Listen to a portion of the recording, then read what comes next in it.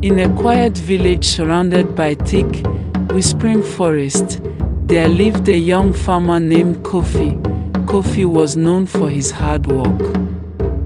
From sunrise to sunset, he labored on his farm, tilling the soil, planting seeds, and watering his crops. But no matter how much effort he put in, his harvest was always small. While others prospered, Kofi struggled, and slowly envy began to grow in his heart. One evening, as the golden sun melted into the horizon, Kofi wandered through the village, his mind heavy with frustration.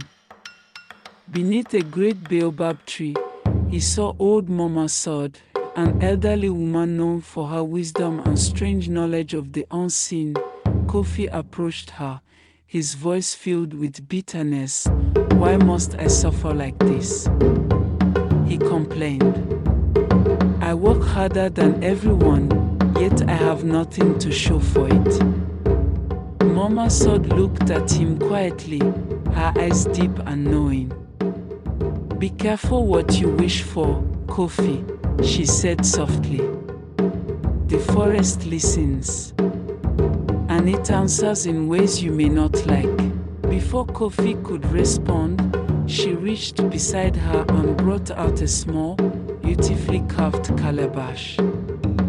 Its surface shimmered faintly in the dying light. She handed it to him. "This calabash will grant you riches," she said, her tone suddenly serious. "But listen carefully. Once you ask for more after your first gift, everything you gained will vanish forever." But Kofi was no longer truly listening. His eyes were already shining with excitement.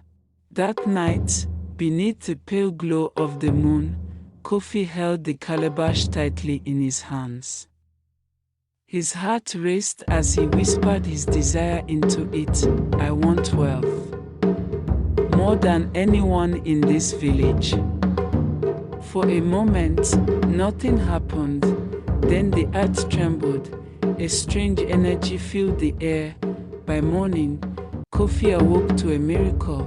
His small, broken hut had transformed into a grand house.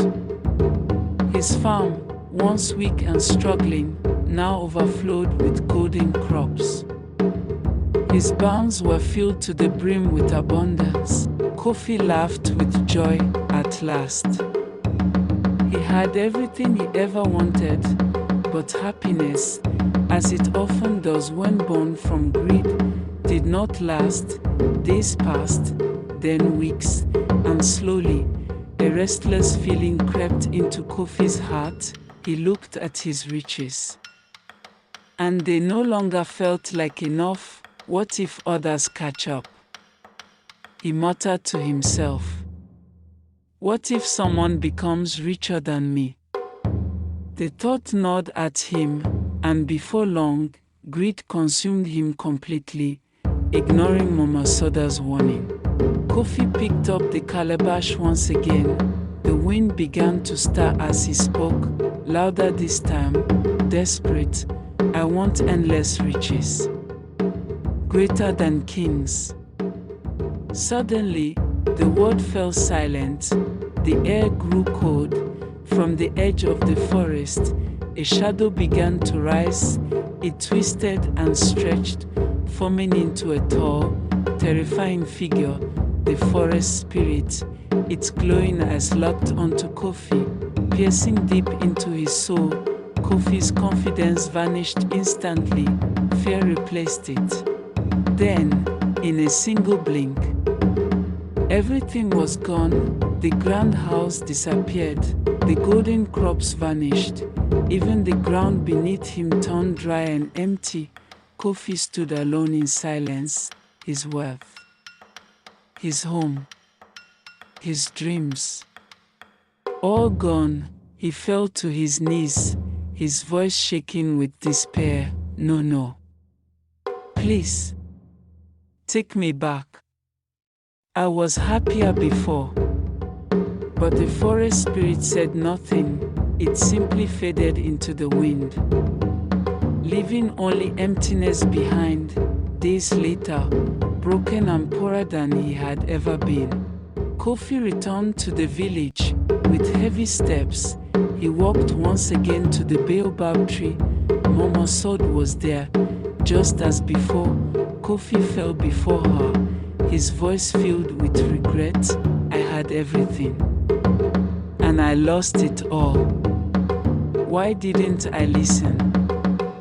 Mama Sade looked at him gently, her eyes filled with quiet understanding.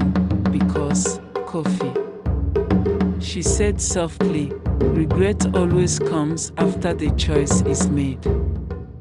And so, Kofi learned what he should have known from the beginning, that greed blinds the heart, and impatience destroys what gratitude could have preserved. Be content with what you have, or risk losing everything.